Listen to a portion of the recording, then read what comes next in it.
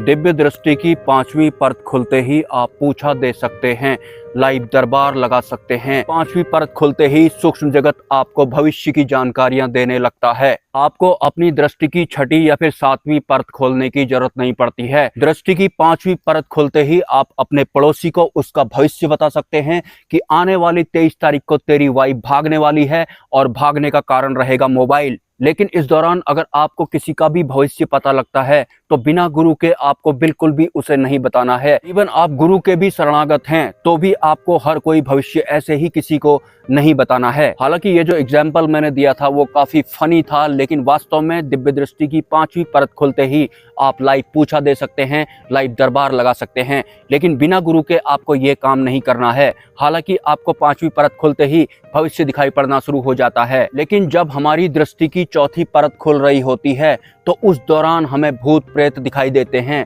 इस वजह से 99% जो साधक होते हैं वो भयभीत हो जाते हैं और वहीं तक अटक के रह जाते हैं। 5वीं परत तक वो पहुंच ही नहीं पाते हैं। तो अगर आप एक साधक हैं, आप अपना त्रिनेत्र ओपन करना चाहते हैं तो आपको गांठ बांध लेनी है। 3 परतों तक तो आप सामान्य रहेंगे, लेकिन जैसे ही आपकी 4थी परत खुलेगी आपके आसपास जितनी भी शक्तियां होती हैं, जो कि पहले से ही होती हैं, वो मेरे साथ भी हैं, वो आपके साथ भी जरूर होंगी, तो वो दिखना शुरू हो जाती हैं। कुछ हमारे निवास स्थान पर होती हैं, कुछ हमारे शरीर में होती हैं। किसी किसी का हमसे कोई लेना देना ही नहीं होता है, लेकिन फिर भी वो हमारे निवास स्थान में रह रही होती हैं। लेकिन 4थी परत खुलने के दौरान वो हमें साफ साफ दिखाई पड़ने लगती हैं, जिस वजह से हम बहुत ज्यादा डर जाते हैं। तो अगर आप 4थे पायदान को पार करना चाहते हैं तो आपको गांठ बांध लेनी है। किसी भी कीमत पर आपको डरना नहीं है। अगर आप किसी भी भयभीत करने वाली आकृति को देखकर डर जाते हैं तो वो आकृति आपके ऊपर हावी हो जाती है और आपकी यात्रा वहीं पर पॉज हो जाती है। आपके दिलो दिमाग पर इच्छा जागृत हुई कि मुझे भी 3rd आई ओपन करनी चाहिए,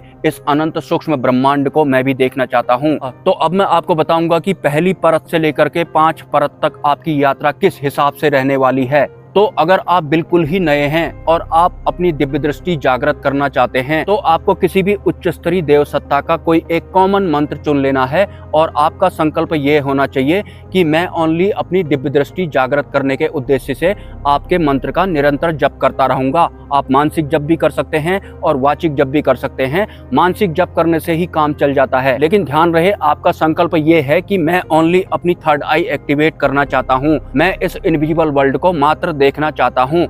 लेकिन इस संकल्प के साथ आपके अंदर सिद्धि प्राप्त करने की भावना भी चल रही है, तो फिर आपका जाप या फिर ध्यान सिद्धि मार्ग में चला जाएगा। उसके बाद जब आप अंतर ध्यान करने लगेंगे तो आपको तमाम तरह की सिद्धियां भी दिखाई पड़ने लगेंगी। और जो सिद्धियां होती हैं वो हर वैरायटी की होती हैं और सिद्धियां वास्तविक स्वरूप में कभी भी किसी भी साधक को दर्शन नहीं देती हैं। जब वो साधक बहुत आगे साधना में निकल जाता है तब जाकर कोई सिद्धि वास्तविक स्वरूप अपना उस साधक को दिखाती है। ध्यान के दौरान जो भी शक्तियां या फिर सिद्धियां आपको दिखाई पड़ रही हैं, आपको कैसे पता लगेगा कि कौन सी सिद्धि तामसिक है और कौन सी सिद्धि या शक्ति सात्विक है, इस विषय पर भी मैं आगे चर्चा करने वाला हूं। एनीवेज, अब पॉइंट पे चलते हैं कि आपने संकल्प ले लिया कि आपको अपनी दिव्य दृष्टि खोलनी भर मात्र है। आप इस इनविजिबल वर्ल्ड को मात्र देखना चाहते हैं। आपने अपनी सहूलियत के हिसाब से या फिर अपनी मान्यताओं के हिसाब से एक देव सत्ता चुन लिए, उनका एक मंत्र चुन लिया और उस मंत्र का आप मानसिक या फिर वाचिक जप करने लग गए और साथ में आप मेडिटेशन यानी कि ध्यान भी करने लगते हैं। तो जब आपकी दृष्टि की पहली परत पर काम चलता है तो आपकी जो ये 3rd आई होती है, यहाँ पर स्पंदन होता है। तो इसका मतलब ये है कि अभी आपकी ओनली शुरुआत हुई है। पहली परत के खुलने के दौरान आपके त्रिनेत्र पर खिंचाव होता है, आपको आंख बंद करने पर कुछ भी नहीं दिखाई देता है। फिर भी अगर आप अपने संकल्प में बने रहते हैं तो दूसरी परत खुलने के दौरान आपको व्हाइट कलर का प्रकाश दिखाई पड़ना शुरू हो जाता है। वो बादल जैसा भी हो सकता है और कभी कभी आपको कलर भी दिखाई पड़ना शुरू हो जाते हैं, वो सतरंगी भी हो सकते हैं। तो यहाँ काम चल रहा है आपकी दूसरी परत के ऊपर। लेकिन जब आपकी तीसरी परत खुलना शुरू हो जाती है तो आंख बंद करने के दौरान आपको 1 या फिर 2 आंखें दिखाई देना शुरू हो जाती हैं। आपको उसको 3rd आई नहीं समझना है। ध्यान करने के दौरान अगर आपको आंख दिखाई पड़ रही है तो आपको ये नहीं समझ लेना है कि आपकी दिव्य दृष्टि खुल चुकी है। आपकी सिर्फ तीसरी परत साफ हो रही है। लेकिन तीसरी परत के खुलने के दौरान आपके साथ शुरुआत की दोनों एक्टिविटीज भी होते रहेंगी। आपकी थर्ड आई पे वाइब्रेशन भी होता रहेगा, आपको सफेद बादल जैसा प्रकाश भी दिखाई पड़ेगा और उसी बादल में आपको एक या दो आंख भी दिखाई पड़ेंगी। कभी कभी प्रकाश नहीं दिखाई पड़ेगा तो अंधकार में आपको दो आंखें या फिर एक आंख भी दिखाई पड़ेगी। और दृष्टि परत खुलने के दौरान ये आगे पीछे भी हो सकता है। हमारे चित्त की अवस्था जिस हिसाब से बदलती है उसी हिसाब से आपको दृश्य भी दिखाई पड़ेंगे। आपको इसमें किसी भी तरह की कोई शंका करने की जरूरत नहीं है, आपको बस अपने संकल्प में बने रहना है। लेकिन जैसे ही आपकी चौथी परत खुलने का समय आता है तो आपको आपके स्थान पर या फिर आपके शरीर में आपके आसपास तरह तरह की शक्तियां दिखाई पड़ने लगेंगी, भयभीत करने वाली आकृतियां दिखाई पड़ने लगेंगी, भूत प्रेत आपको दिखाई पड़ने लगेंगे। लेकिन बहुत सारे साधक यहीं पर अटक कर रह जाते हैं और आगे बढ़ ही नहीं पाते हैं क्योंकि वो भयभीत हो जाते हैं। अगर आप भूत प्रेतों को देखकर या फिर भयभीत करने वाली आकृतियों को देखकर डरते नहीं हैं तो फिर आप अगले चरण में पहुंच जाते हैं जहां आपको देव सत्ताएं दिखना शुरू हो जाती हैं। या फिर आपके संकल्प में इस ब्रह्मांड को देखने के साथ साथ सिद्धि प्राप्त करना भी शामिल है, तो देव सत्ता के साथ साथ आपको सिद्धियां भी दिखाई पड़ना शुरू हो जाती हैं। लेकिन जो सिद्धियां होती हैं वो तो कई सारी वैरायटीज की होती हैं। हालांकि पांचवी परत खुलने के दौरान आपको भविष्य की घटनाएं भी दिखाई पड़ने लगती हैं, आपको स्वप्न भी हो सकते हैं, आपको ध्यान में भी दिखाई पड़ सकता है। और जब आपकी पांचवी परत पर काम चल रहा होता है, जब आपको रिद्धियां सिद्धियां देव सत्ताएं भी दिखाई पड़ना शुरू होती हैं, तो अभी तक आपको जो जो दिखाई पड़ रहा था, जो जो आपके साथ हो रहा था, वो सब एक साथ होने लगता है। मतलब आपकी थर्ड आई में स्पंदन भी साथ में होगा, आपको दृश्य भी दिखाई पड़ेंगे, आपको भूत प्रेत भी दिखाई पड़ेंगे, आपको देव दानव भी दिखाई पड़ेंगे, आपको रिद्धियां भी दिखाई पड़ेंगी, आपको सिद्धियां भी दिखाई पड़ेंगी। इस दुनिया के ऐसे ऐसे पशु पक्षी आपको दिखाई पड़ेंगे जिनको आपने आज तक देखा भी नहीं होगा। लेकिन पांचवी परत खुलने के दौरान अगर आपको भविष्य में होने वाली किसी घटना के बारे में जानकारी मिल रही है या फिर भूतकाल का कोई रहस्य पता लग रहा है, तो ऐसे ही आपको पब्लिकली उसका बखान नहीं करना है। अगर आप ऐसा करना चाहते हैं, मतलब सिद्धि मार्ग वाला काम करना चाहते हैं, तो सबसे पहले आपको एक गुरु के शरणागत होना पड़ेगा,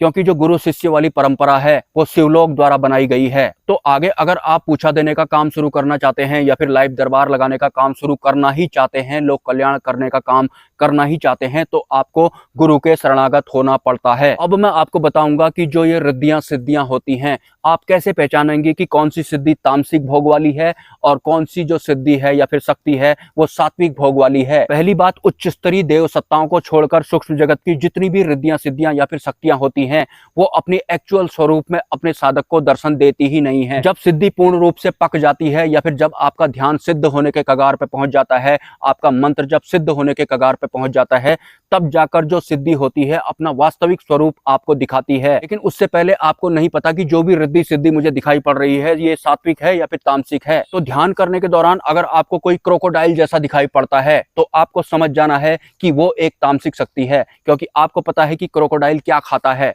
या फिर अलग अलग जो पशु पक्षी होते हैं वो जिस नेचर के होते हैं, जो भी उनका वास्तविक खान पान होता है, उस हिसाब से आपको समझना है कि ये जो भी भयानक पशु पक्षी या फिर सौम्य पशु पक्षी मुझे दिखाई पड़ रहे हैं, ये वास्तव में रिद्धियां सिद्धियां होती हैं। और जिस हिसाब से इनका भोजन होता है उस हिसाब से ही आपको डिसाइड कर लेना है कि ये तामसिक सिद्धि है और ये सात्विक सिद्धि है। हालांकि एक साधक तामसिक सिद्धि को भी सात्विक रूप में सिद्ध कर सकता है। मैं अगर आपको अपना एक्चुअल अनुभव बताऊं तो गहरे ध्यान में जाने के बाद मुझे आज तक जितने भी दृश्य दिखाई पड़े थे, 70% दृश्यों को मैं पहचान ही नहीं पाया था कि ये हैं कौन और इनका मकसद क्या है। लेकिन एक दिन अचानक से ध्यान की अवस्था में मुझे आज तक के सभी दृश्य एक साथ दिखाई पड़ते हैं और मुझे पता लगता है कि इसमें से 70% तो रिद्धियां सिद्धियां हैं, जिनमें से कुछ तामसिक भोग वाली हैं और कुछ सात्विक भोग वाली हैं। तो जैसे जैसे एक साधक का ध्यान पकने लगता है या फिर सिद्ध होने की अवस्था में आने लगता है, तो आज तक उसे जो भी दिखाई पड़ता है वो भी एक एक करके क्लियर होता जाता है।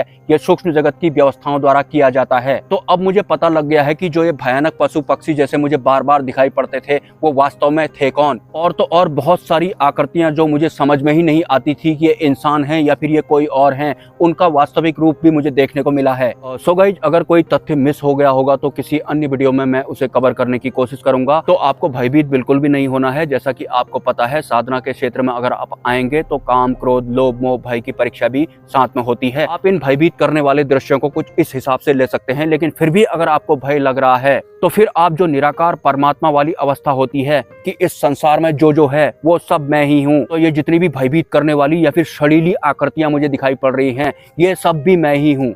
अब अगर ये सब भी मैं ही हूं तो मैं अपने आप से डरूं ही क्यों। तो कुछ इस तरह से आप अपनी यात्रा को आगे बढ़ा सकते हैं। अगर आपके कोई सवाल हैं तो आप मुझे कमेंट कर सकते हैं, और अगर आप इस चैनल को सपोर्ट करना चाहते हैं तो इसी वीडियो के कमेंट सेक्शन में आपको एक UPI ID और कम्युनिटी पोस्ट में एक QR कोड देखने को मिलेगा। स्वेच्छा से आप सपोर्ट कर सकते हैं, कोई ज़बरदस्ती नहीं है।